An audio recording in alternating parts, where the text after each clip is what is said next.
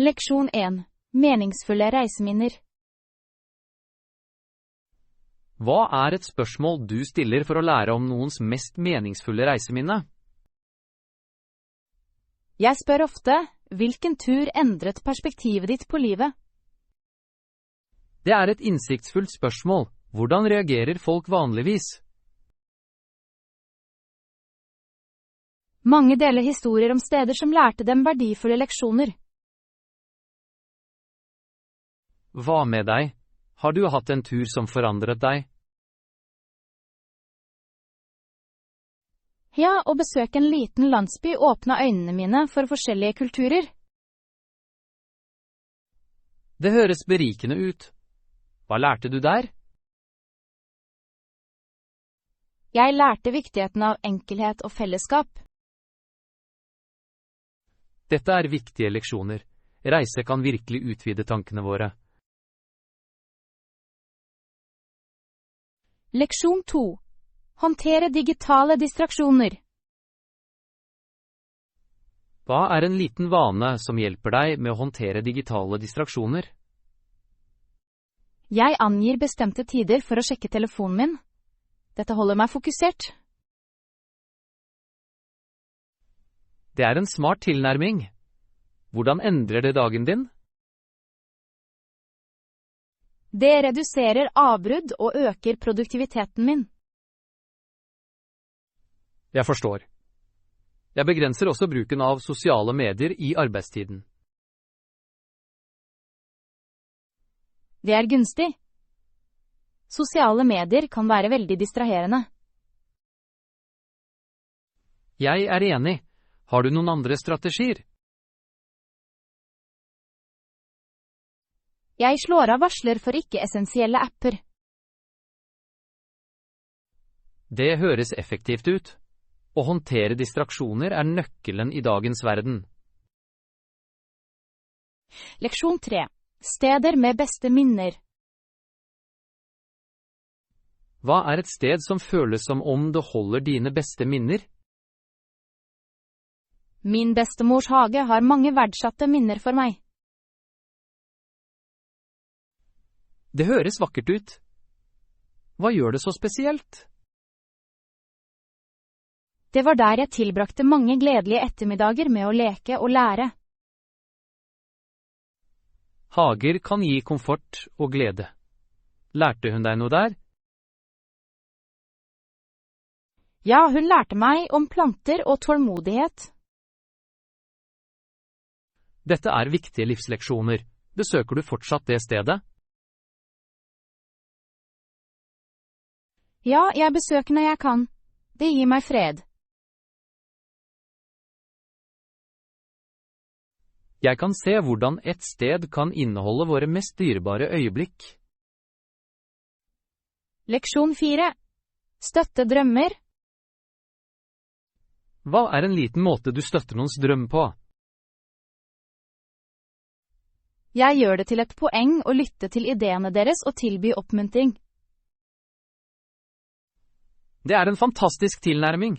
Hvordan hjelper det dem? Det viser dem at noen tror på sine mål. Oppmuntring kan være veldig kraftig. Hva annet gjør du?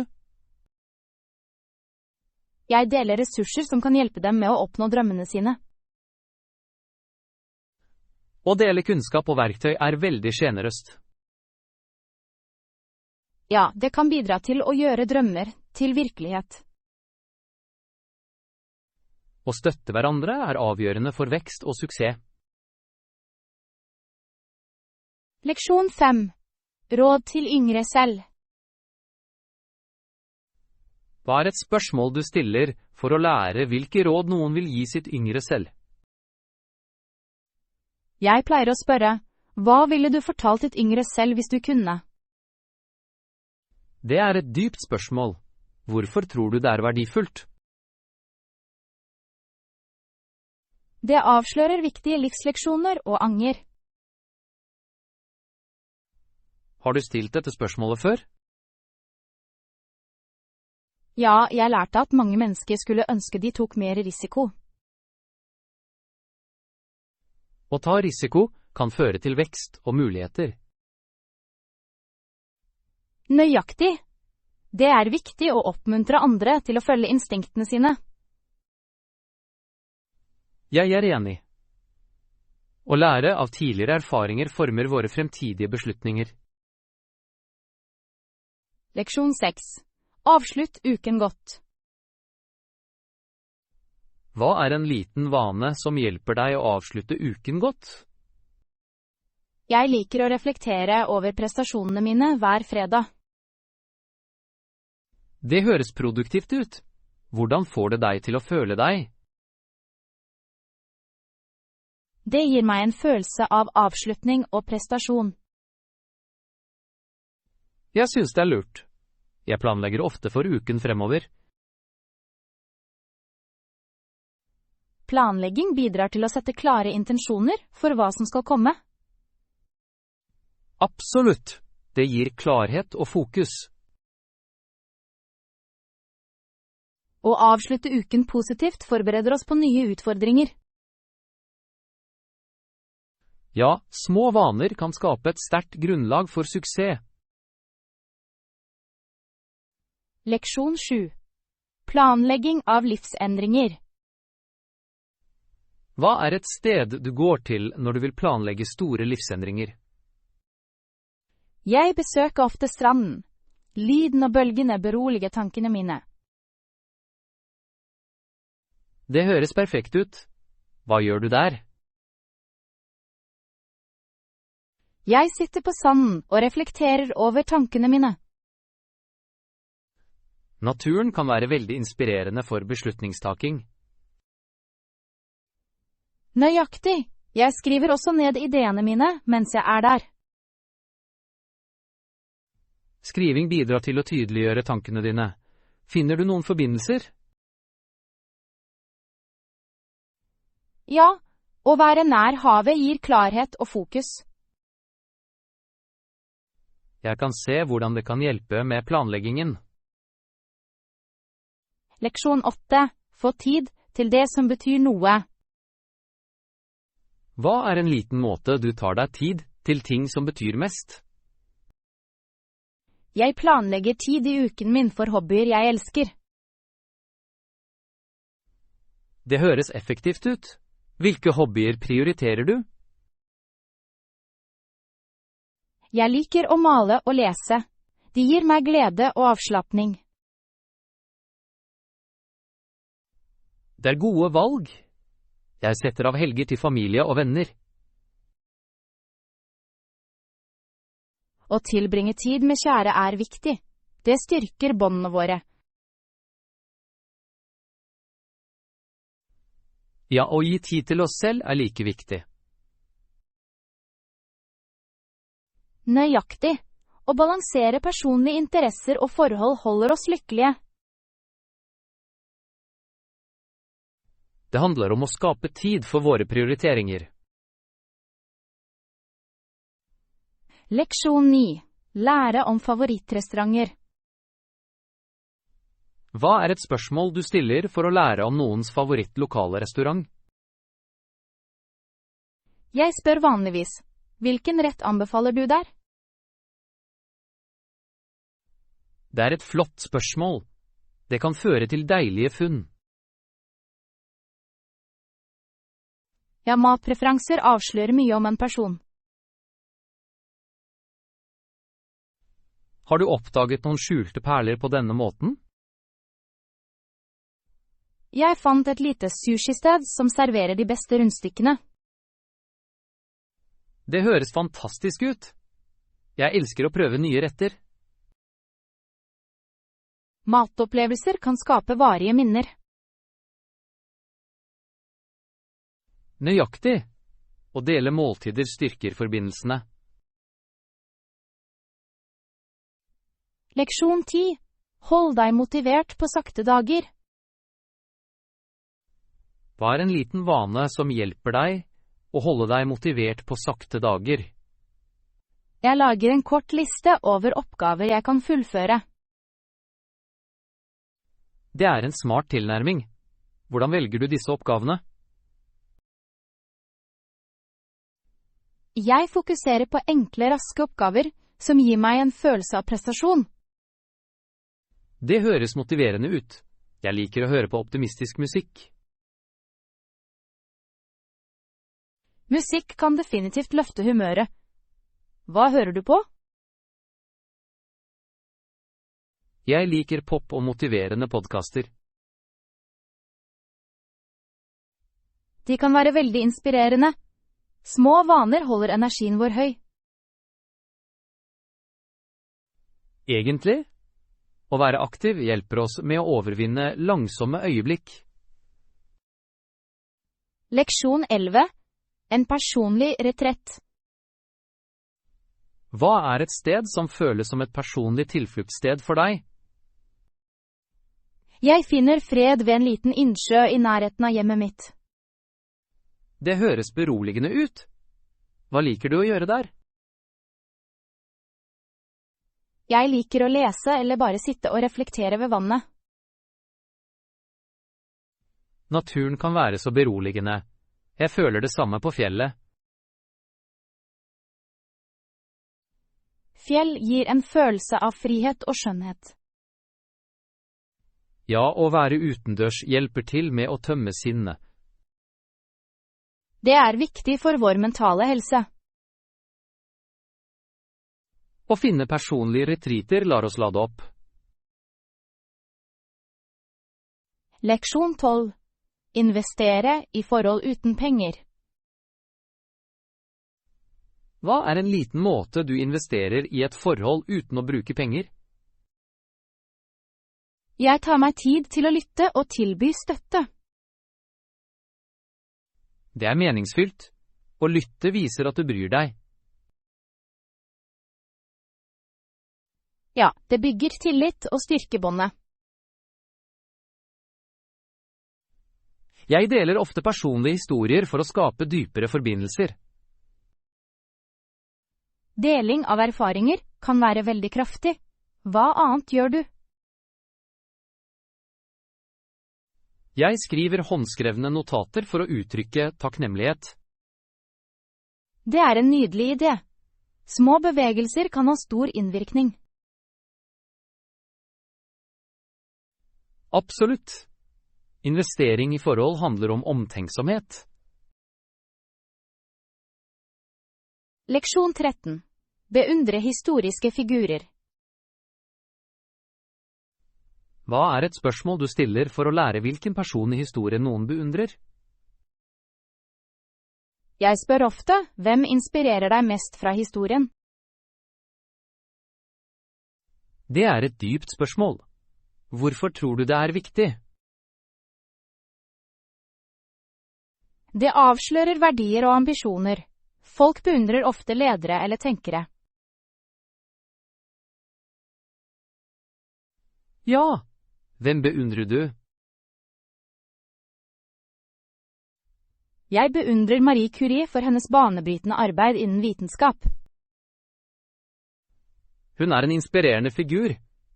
Jeg beundrer Martin Luther King Jr. Hans visjon for likestilling var bemerkelsesverdig. Å finne inspirasjon hos andre kan motivere oss til å oppnå store ting. Leksjon 14. Perspektiv på suksess. Hva er en liten vane som hjelper deg å holde perspektiv på suksess? Jeg reflekterer over prestasjonene mine hver måned. Det er en verdifull praksis. Hvordan hjelper det deg? Det minner meg om hvor langt jeg har kommet, og hva jeg vil forbedre. Refleksjon er nøkkelen. Jeg liker også å feire små gevinster. Å feire små suksesser holder motivasjonen høy. Ja! Det skaper positiv forsterkning for vår innsats. Nøyaktig. Å opprettholde perspektiv er viktig for langsiktig suksess. Jeg er helt enig. Det hjelper oss å navigere i utfordringer og holde fokus. Leksjon 15. Opplev årstider igjen. Hva er et sted du gjerne vil oppleve igjen med en annen sesong? Jeg vil gjerne besøke fjellene om høsten. Fargene må være fantastiske. Det høres vakkert ut. Jeg har bare vært der om sommeren. Sommeren er nydelig, men høsten bringer varmere farger. Bladene er fantastiske. Jeg kan forestille meg. Den skarpe luften og fallende blader ville være forfriskende. Ja, det tilbyr en annen type skjønnhet. Har du vært der om vinteren? Nei, det har jeg ikke. Jeg hører at det er helt annerledes med snø. Vinteren må være magisk. Et snødekt landskap kan føles rolig. Jeg vil besøke et fjell om vinteren for å oppleve det. Leksjon 16. Feirer liten fremgang. Hva er en liten måte du feirer små fremskritt på?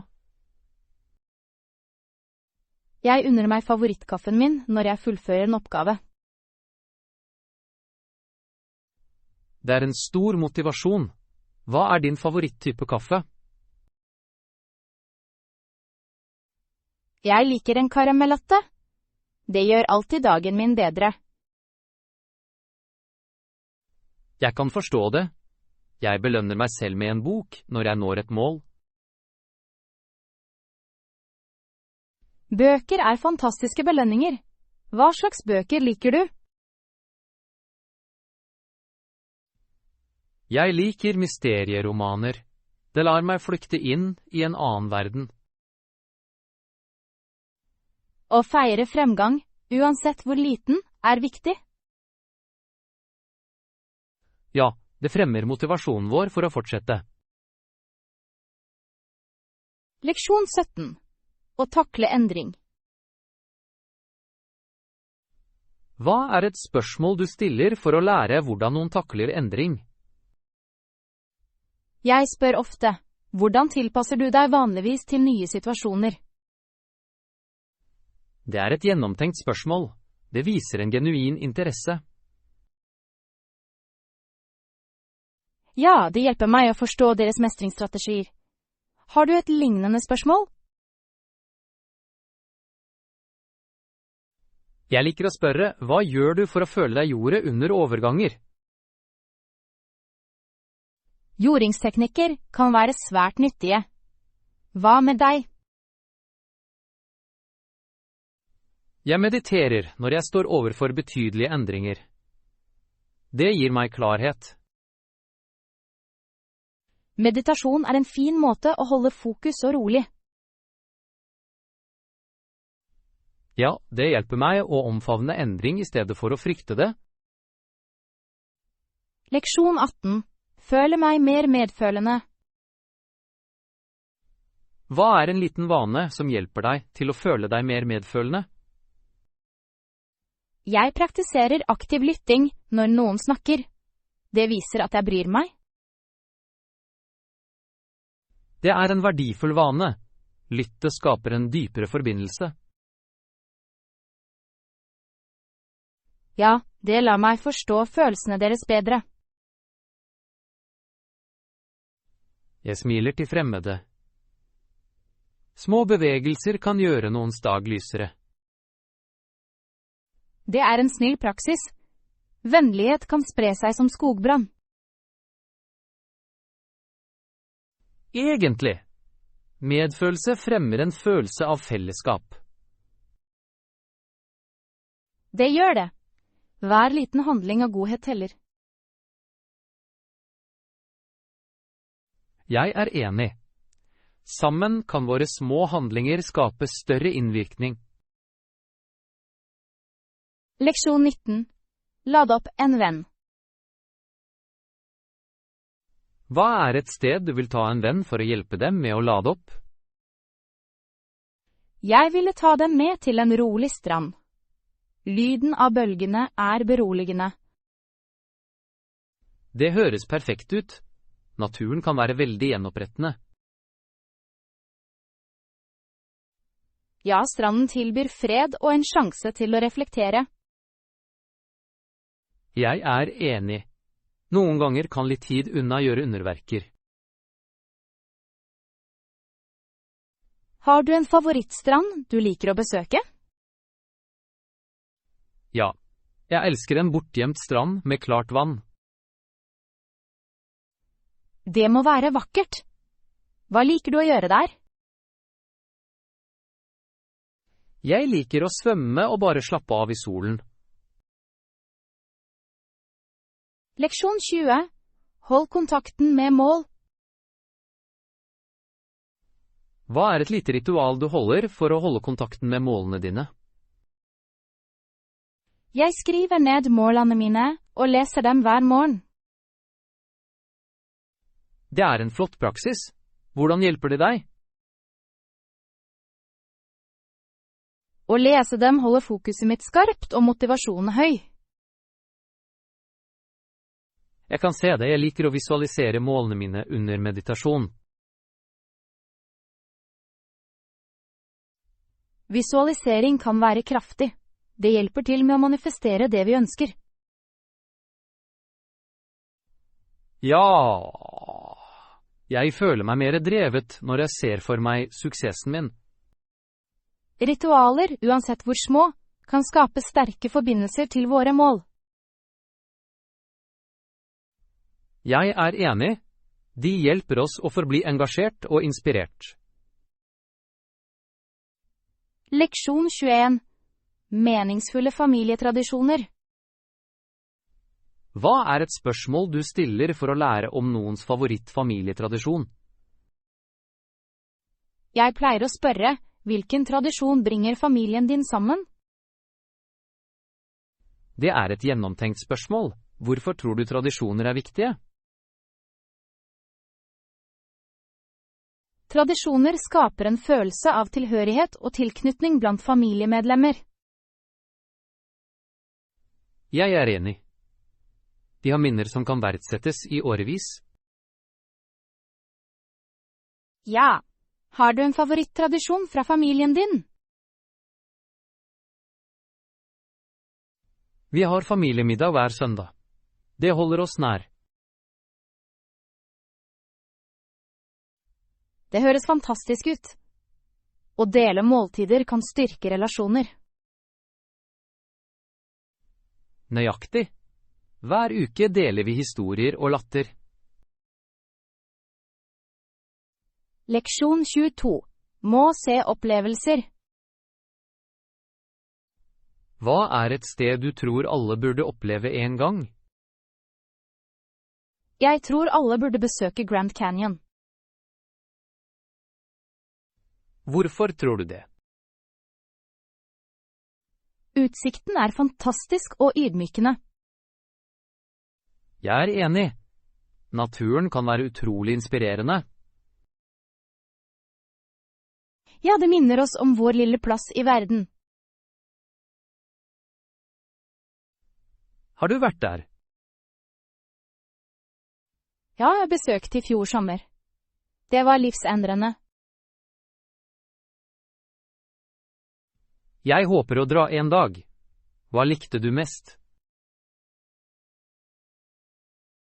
Leksjon 23. Håpets sanger. Hva er en sang som alltid får deg til å føle deg håpefull? Jeg liker What a Wonderful World. Det minner meg om skjønnhet overalt.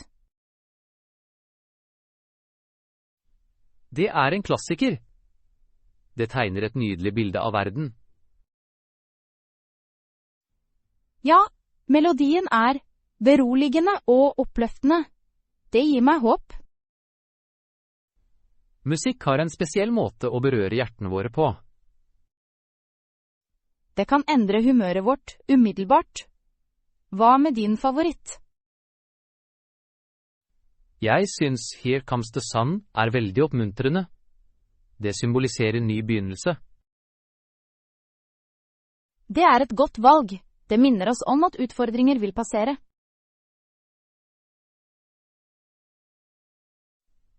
Håp er viktig for motstandskraft i vanskelige tider. Leksjon 24. Morgener gjort enklere. Hva er en liten endring som gjorde morgenene dine mindre forhaste? Jeg begynte å forberede antrekkene mine kvelden før. Det hjelper meg å spare tid. Det er en effektiv strategi. Morgenen kan være kaotisk. Å velge klær på forhånd reduserer faktisk stress. Har du lagt merke til andre endringer som hjelper morgenen din? Jeg dekket også frokostbordet kvelden før. Det forenkler rutinen min. Det høres veldig organisert ut. Morgenrutiner skaper en positiv start på dagen. Ja, de setter tonen for alt som følger. En rolig morgen kan føre til en produktiv dag fremover. Leksjon 25. Dele latter. Hva er et minne du deler for å få andre til å le? Jeg forteller ofte om tiden jeg snublet på scenen under et skolespill. Det må ha vært litt av en scene. Hvordan reagerte publikum? De brast i latter. Jeg lo også, selv om jeg var flau. Det er skjønnheten i humor. Det forener oss i våre feil. Nøyaktig!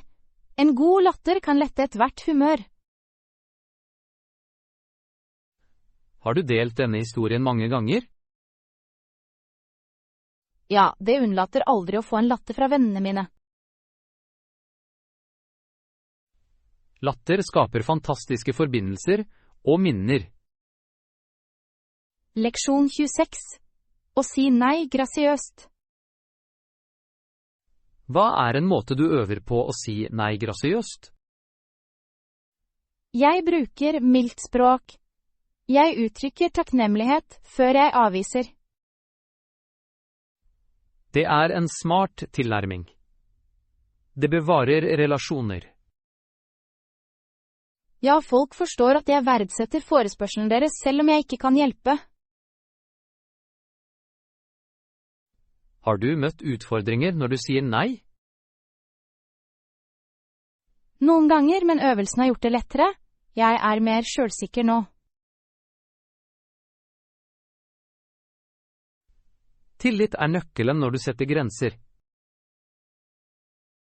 Definitivt.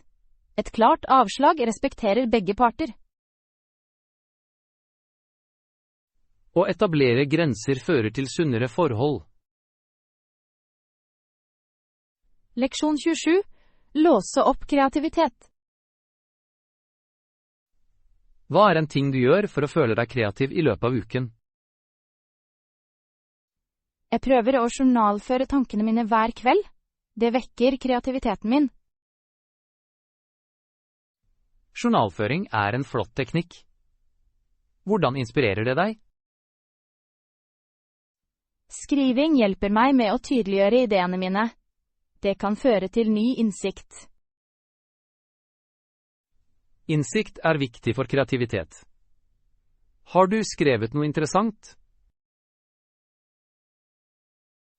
Ja. Jeg skriver ofte om drømmer eller opplevelser jeg vil utforske. Det høres inspirerende ut. Kreativitet kommer ofte fra personlige erfaringer. Jeg er helt enig. Journalføring åpner en dør til uendelige muligheter. Å omfavne kreativiteten vår forbedrer hverdagen vår. Leksjon 28. Nye tradisjoner. Hva er en tradisjon du startet med vennene dine? Jeg startet en månedlig spillkveld. Det har blitt vår favorittid sammen. Det høres morsomt ut. Hvilke spill spiller du? Vi liker brettspill og videospill. Alle har med seg sine favoritter. Har du et favorittspill? Jeg elsker å spille Codenames. Det er veldig strategisk og spennende. Jeg har hørt om det. Hvordan velger du spillene? Vi stemmer på hvilke spill vi skal spille hver måned. Det holder det friskt og engasjerende. Det er en god idé. Har du samlet mange venner? Leksjon 29. Reisestiler. Hvilket spørsmål stiller du for å lære om noens reisestil? Jeg spør ofte, hvordan er din ideelle ferie? Det spørsmålet avslører mye. Hva lærer du av svarene deres? Jeg oppdager om de foretrekker eventyr eller avslappning. Det er interessant. Jeg liker eventyrlige turer selv.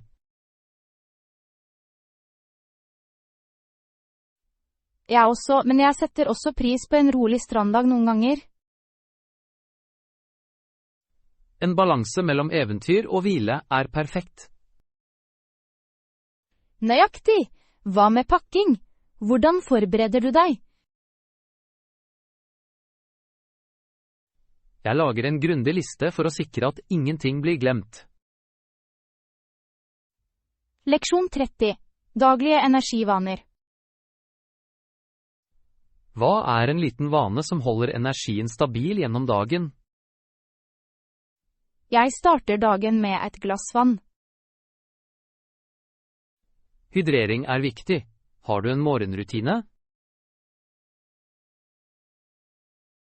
Ja, jeg gjør også en kort yogaøkt. Det vekker meg.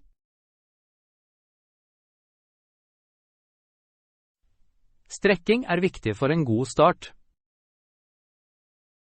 Absolutt. Det holder kroppen min fleksibel og tankene mine klare. Jeg burde prøve det. Hva spiser du til frokost? Jeg foretrekker havregryn med frukt. Det gir varig energi. Det høres sunt ut. Jeg hopper ofte over frokosten. Leksjon 31. Gjennomgang av endringssteder. Hva er et sted du gjerne vil besøke for å se hva som har endret seg? Jeg vil gjerne tilbake til min gamle skole. Den inneholder mange minner. Det høres interessant ut. Hva håper du å se der? Jeg vil se om lekeplassen fortsatt er den samme. Jeg tilbrakte mange timer der. Lekeplasser er spesielle steder. De holder barndommens glede.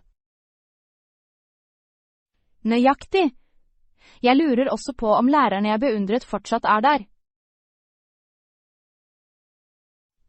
Det ville være fint å få kontakt med dem igjen.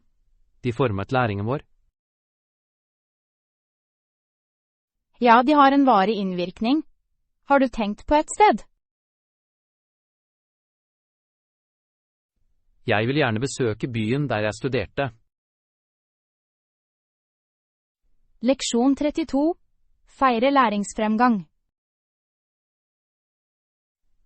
Hva er en liten måte du feirer å lære noe nytt? Jeg unner meg en dessert etter å ha fullført et kurs. Det er en herlig måte å belønne seg selv på. Hva slags dessert? Jeg liker sjokoladekake. Det får meg til å føle meg spesiell. Jeg kjøper ofte en ny bok, som belønning. Det hjelper meg å fortsette å lære. Det er et godt valg. Bøker kan introdusere nye ideer. Ja, det føles godt å feire fremgang, uansett hvor liten. Absolutt. Å anerkjenne prestasjoner holder oss motivert. Jeg er enig, å feire læring skaper spenning for neste utfordring. Leksjon 33. Å takle endring. Hva er et spørsmål du stiller for å lære hvordan noen takler endring? Jeg spør ofte, hvilke strategier bruker du for å tilpasse deg nye situasjoner? Det er et gjennomtenkt spørsmål. Hvordan reagerer folk vanligvis? Mange deler teknikker som journalføring eller å søke støtte. Skriving kan være veldig terapeutisk. Har du en personlig strategi? Ja. Jeg liker å snakke det ut med venner. Det hjelper til med å klargjøre tankene mine. Jeg gjør det samme. Å ha noen å lytte gjør en forskjell. Absolutt. Å snakke om endring kan redusere angst. Hver person har sin måte å takle på. Det er interessant å lære. Leksjon 34. Undervise yngre selv. Hva er et spørsmål du stiller for å lære hva noen vil lære en yngre versjon av seg selv?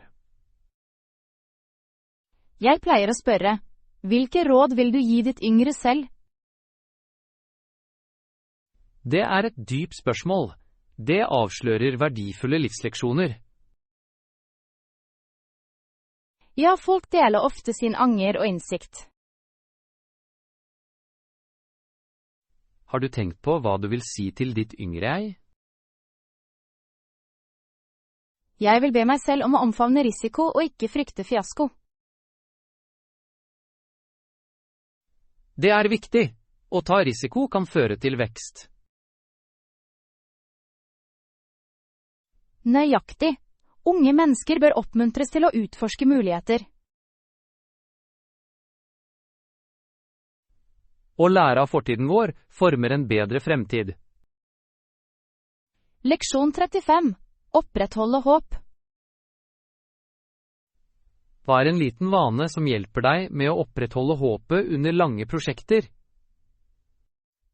Jeg tar regelmessige pauser for å lade opp og reflektere. Det er en smart tilnærming. Hvordan hjelper pauser deg? De lar meg rydde tankene mine og gjenvinne fokus. Jeg liker å visualisere sluttmålet med prosjektet. Visualisering kan være kraftig. Det holder motivasjonen i liv. Ja, å forestille seg suksess hjelper oss å presse oss gjennom utfordringer. Absolutt. Håp er viktig for å overvinne hindringer. Jeg er enig. Hvert eneste lille skritt mot målet teller.